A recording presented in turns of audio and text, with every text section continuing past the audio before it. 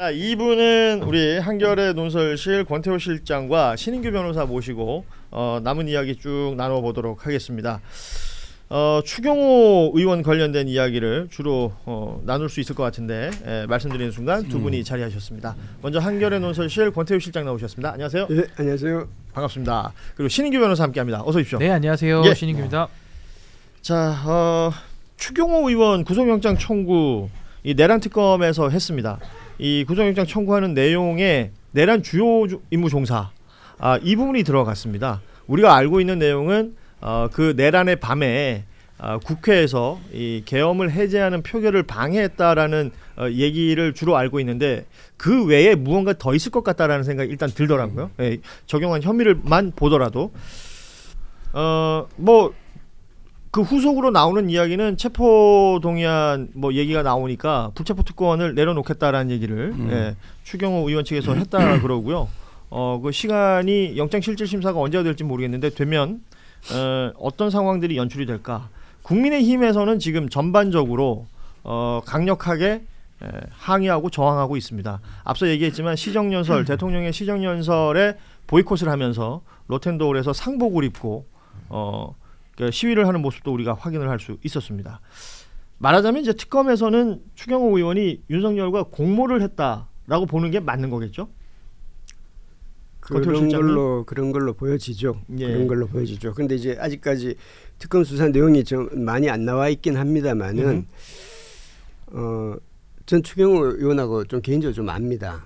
저는 개인적으로 알지만 공은 공이고 산은 사니까 이 추경호 의원이 지금까지 이 언론 보도에 나온 거에 대해서 일일이 계속 반박하고 그렇게 해서 이제 언론 중재도 신청해서 거의 다 이게 아주 디테일한 팩트들 그런 거를 다 집어내서 했어요. 그건 저는 이제 법원 재판을 준비하는 과정이었다고 봅니다.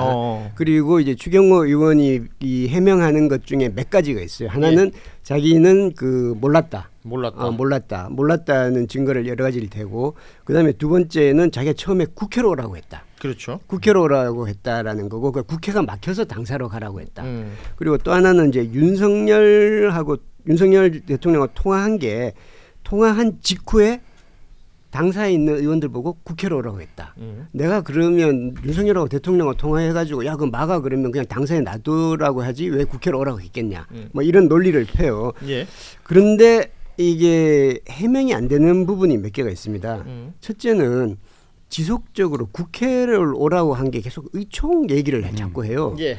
그런데 민주당 같은 경우에 보면 곧바로 국회 본회의장으로 와서 이거 계엄 해제 표결해야 된다라고 하는 거예요. 근데 계속해서 예결위 회의장으로 오라고 해요. 그렇죠. 물론 예결위 회의장 국회 이제 로텐더홀로 갔으면 이쪽이 본회의장, 이쪽이 예결위 회의장이 반대편에 있는데 그리고 당사로 가라 왔다 갔다 하면 계속해서 모아서 의견을 모아보자는 의견이지 계엄 해제를 얘기한 적은 한 번도 없어요. 그 기간 동안.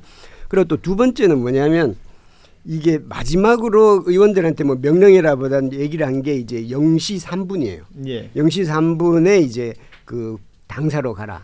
국회가 맡겼다는 건 당사로 가라고 하는데 0시 3분 4분 이때쯤에 그 계엄군이 본회의장 그 국회 본당으로 진입하기 시작합니다. 그렇죠. 그리고 계엄 해제 표결은 1시에 열렸어요. 예. 그 1시간 동안 아무것도 한 게 없어요. 예. 1시간 동안 아무것도 한 게 없고 국회의장이 전화가 와서 이제 처음에 1시 반에 하겠다라고 했더니 우리 의원들이 모아질 시간이 필요하니까 좀 뒤로 늦춰달라. 예. 1시에 하겠더니 그럼 우리 의원들이 어떻게 모이냐. 그런데 그 1시간 동안 아무것도 한 적이 없어요. 국회의장한테 전화를 받았으면 야 국회의장이 지금 오라고 하니까 어떻게 했는데 아무것도 한 게 없어요. 그리고 그때 원내대표실에 8명의 국민의힘 의원들이 있었어요. 이게 김한 기자는 잘 알겠지만 이 원내대표실 국민의힘하고 원내대표실하고 본회의장 다 같이 바로 옆에 있어요. 나오면 바로죠. 예. 바로 복도만 지나가면 거기에요. 근데 계속해서 그냥 그 자리에 계속 머물렀어요. 그리고 그 8명 중에 3명은 한남동 나중에 이제 대통령 관저 앞에 그 시위할 때 이제 대통령 지지 멤버들에도 포함돼 있고, 그리고 그 사람들은 정신이 없어서 못 갔다라고 하지만 의도적으로 안 간 거죠. 안 간 거죠. 그래서 이 두 가지 부분에서 추경호 의원이 해명이 안 됩니다. 그 12시부터 1시까지 그럼 뭘 했냐? 아무것도 안 한 거죠. 이게 물론 이제 부작위를 법으로 처벌할 수 있는지는 모르겠습니다만은 그 부분에 대해서는 정치적으로는 이 부분에 대해서 해명할 수가 없고 그리고 이제 그러니까 특검도 똑같이 의심을 할 텐데 한덕수 총리하고 7분 동안 통화를 했어요. 예. 이거는 추경호 원내대표가 전화를 했어요. 예. 이게 그 한덕수 총리가 그 재경부 장관일 때 추경호 의원이 그 금융정책국장이었어요. 그러니까 같은 뭐 선후배죠. 선후배. 기재부 선후배입니다. 기재부 예. 선후배. 그러니까 이제 이거 어떻게 된 겁니까? 7분이면 굉장히 긴 시간입니다. 7분이면 난리 나죠. 별의별 얘기 다 7분이면 할 수 굉장히 있죠. 긴 예. 시간입니다. 그럼 여기서 어떤 얘기를 했을까라는 게 구체적으로 나오지 않아요. 그러니까 대부분의 지금 설명을 우리 권태 실장께서 해주셨습니다. 예. 지금 내란 이후에 내란 가담 혐의로 현역 국회의원의 구속영장 청구된 게 추경호 의원이 처음입니다. 아시다시피 당시에 국민의힘의 원내대표였고 이 내용은 국민의힘 내부의 계엄연루 의원들 예를 들어 추경호 원내대표를 위시하여 또 다른 의원들이 있는가 여부와 국민의힘이 말하자면 정당 해산이 될 수도 있는 아주 중대한 사안 이렇게 평가할 수 있을 것 같습니다.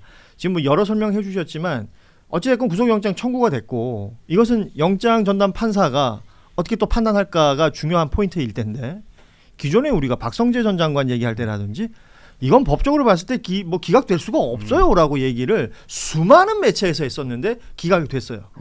추경호 의원에 대해서는 어떻게 평가하고 계십니까? 그러니까 일단은 지금의 사법부는 이제 조의 대체제하에서 상당히 이례적인 판결들을 하고 있기 때문에 뭐 그 부분은 제가 문제 제기를 따로 하도록 하고 예.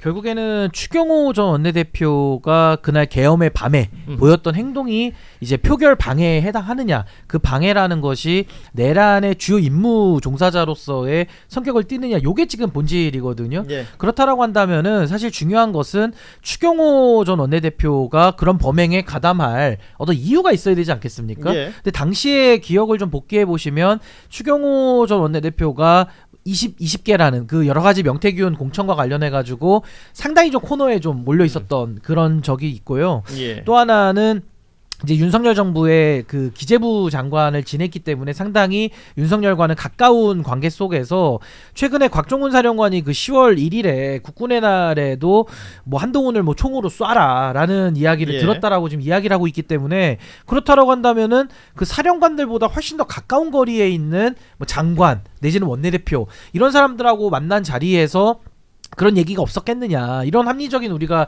의심이 가능한 것이고 예. 이게 의심으로 그치려면은 계엄의 밤에 그냥 통상적으로 계엄이 터졌다 그럼 국회로 모여가지고 의원들은 계엄을 해제하든지 하는 표결을 하는 것인데 장소를 계속 바꾸거든요. 그리고 국회 안에 있는 본회의장에 있는 사람들까지도 예결위장으로 또 빼내는 여러 가지 다각도의 계엄의 표결, 그 해제를 표결하는 것을 방해한 행위 자체는 지금 살아있기 때문에 전 여기에 대해서는 추경호 원내대표가 미리 알았는지 여부가 가장 중요할 것이고 아마 그 부분은 특검이 뭐 보좌진들이나 다른 사람들에 대한 지금 여러 가지 압수수색도 해놓은 거기 때문에 어디선가 지금 증거가 나온다고 한다면은 이건 뭐 법리적으로는 영장 발부가 매우 이거는 뭐 확실하다. 근데 이제 사법부가 지금은 그렇죠. 제대로 작동하지 않는 거지. 이 부분은 좀 변수로 남아는 있습니다. 그러니까 저도 사실은 그 기각될까요, 발부될까요를 물어보는 질문이 굉장히 지금 무의미하게 느껴져요. 사법부가 일반적인 행태를 보이고 있다라고는 생각치가 않기 때문에 생각하기 어렵기 때문에 그런데 지금 이 추경호 의원에 대해서는 국민의힘이 전 당 차원에서 지금 저항을 하잖아요. 어떤 문제가 있냐면, 그러니까 서사를 설명드리면.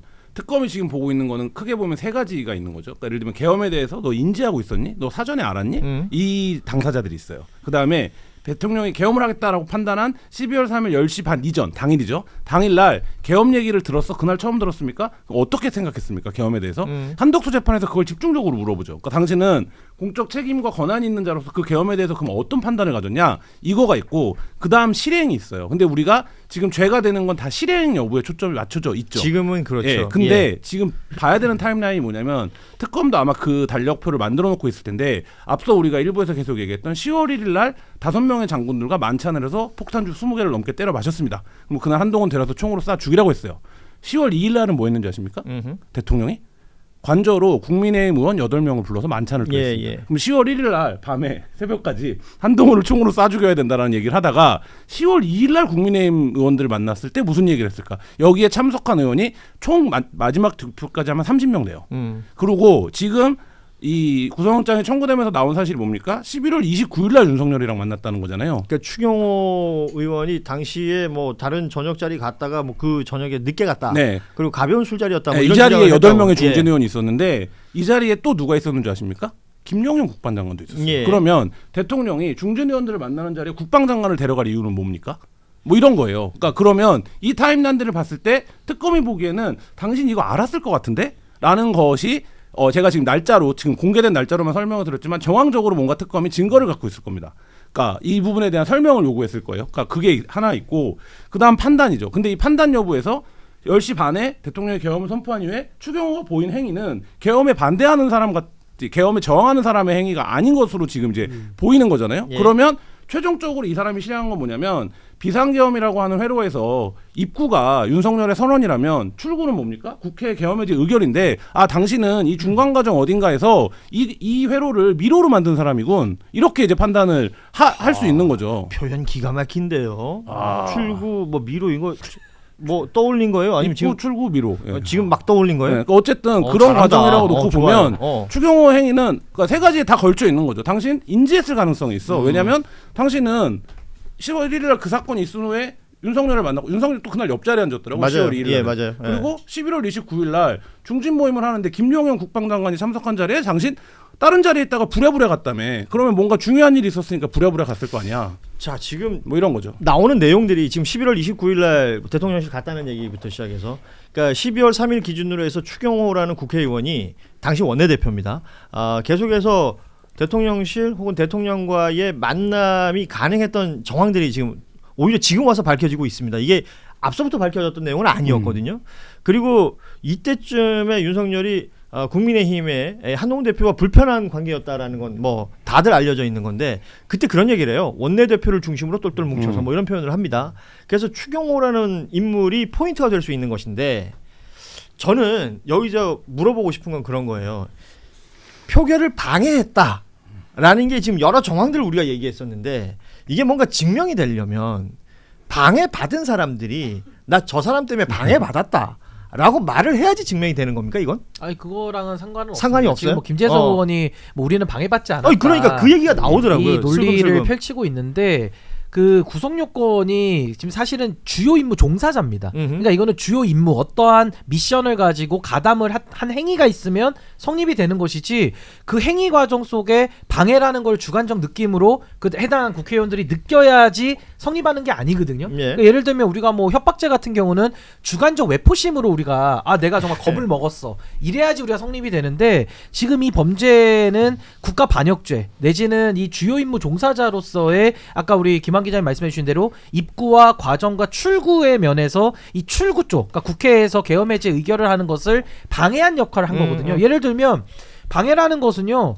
안에 있는 의원들 총칼 들고서 끄집어내는 것도 표결 방해고 그렇죠. 들어갈 사람을 애초에 못 들어가게 교란하는 것도 방해예요. 그러니까 방해의 양태로서 지금 추경호 원내대표가 의심을 받는 행동을 한 것이 문제인 것이지 예. 그걸 통해 가지고 뭐 우리는 방해받는 느낌이 없었는데요. 그 느낌은 그냥 혼자 느끼시고 아하. 별로 그거는 지금 법률을 해석함에 있어서는 그럼 김재섭 중요하지 않다. 의원이나 오늘 이준석 개혁신당 대표도 굉장히 옹호를 많이 하더라고요. 예, 뭐 면책 특권 얘기를 하면서 정치인의 어떤 행동들은 나중에 선거로 평가받는 것이지 이게 뭐 어떤 법적인 걸 갖다 대면 안 된다는 취지의 얘기를 하고 있던데 근데 그건 되게 무식한 얘기예요. 그러니까 면책 특권은요 발언에 대한 그렇죠. 면책을 말하고 있는 것이지. 그것도 의사당 내 발언을 그렇죠. 얘기하는 거잖아요. 그거는 뭐 예. 명예훼손이나 이런 거 거는 것들이지 못하도록 그 표현의 자유를 보호하기 위한 면책 특권을 우리 헌법에서 국회의원에게 보호하고 있는 것이지 지금 이건 내란에 가담했다, 역모에 가담했는데 어떻게 이게 면책이 가능합니까? 그 논리대로 하면은 윤석열도 그럼 면책이 가능해요.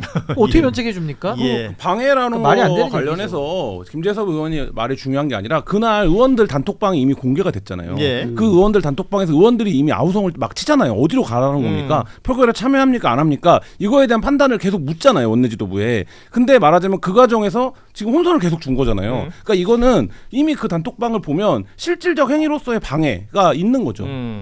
우리 권태호 실장께서는 지금 김재섭이나 이준석 대표나 이런 뭐 그러니까 이 추경호 의원을 옹호하기 위해서 하는 발언들로 보이는데 그렇죠. 옹호하고 여기에 이제 대한 평가는 어떻게 정부를 비판하기 위한 것이 이재명 정부를 비판하기 위한 것일 텐데 이준석 의원 말은 이게 본인도 알 거예요. 이게 말이 안 된다는 거를. 본인도 알다. 예를 들면 그러니까 방금 저기 신인규 변호사 얘기했듯이 국회의 표결이라든지 발언에 대해서는 면책 특권이 있죠. 예를 들면 그날 어떤 국회의원이 나는 계엄이 정말 필요할 것 같아라고 해가지고 계엄 해제에 반대를 했다.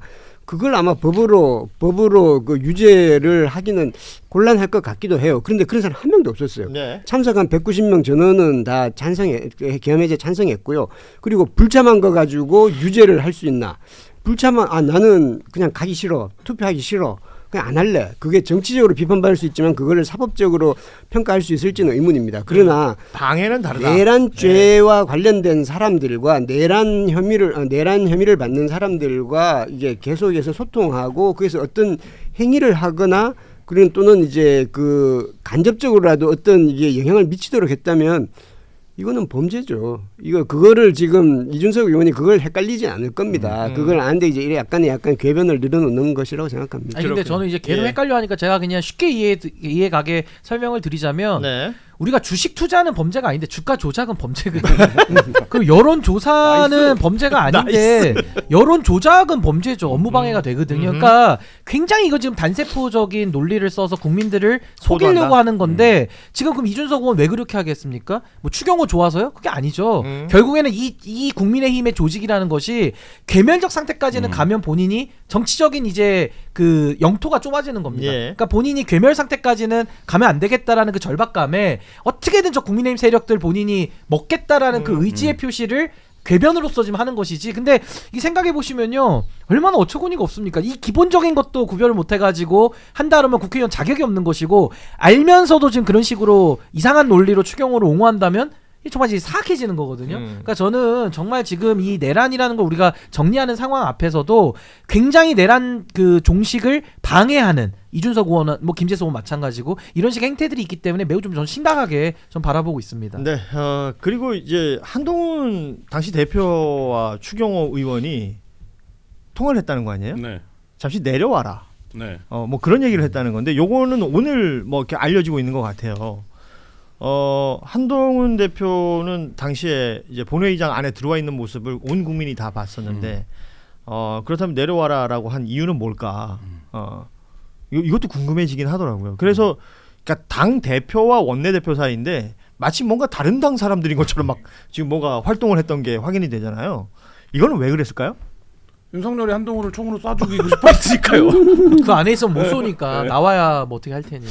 예. 네. 그거를 이거는 저희 네. 뉴스다이브의 공식적인 입장과는 전혀 상관이 없는데. 네. 그러니까 무슨 얘기냐면 추경호가 윤석열이 한동훈을 어떻게 생각하는지를 알고 있었을 거 아닙니까? 네. 그러면 그 당시 한동훈이라는 건 고립이었고 그래서 그때도 한동훈계가 18명이냐 16명이냐 20명이냐 뭐 이런 거 갖고 논쟁을 네. 할 때였어요. 한동훈이 동원할 수 있는 표가 몇 개냐 과연. 그러면 그건 뭡니까? 색출하겠다라고 막 할 때였거든요.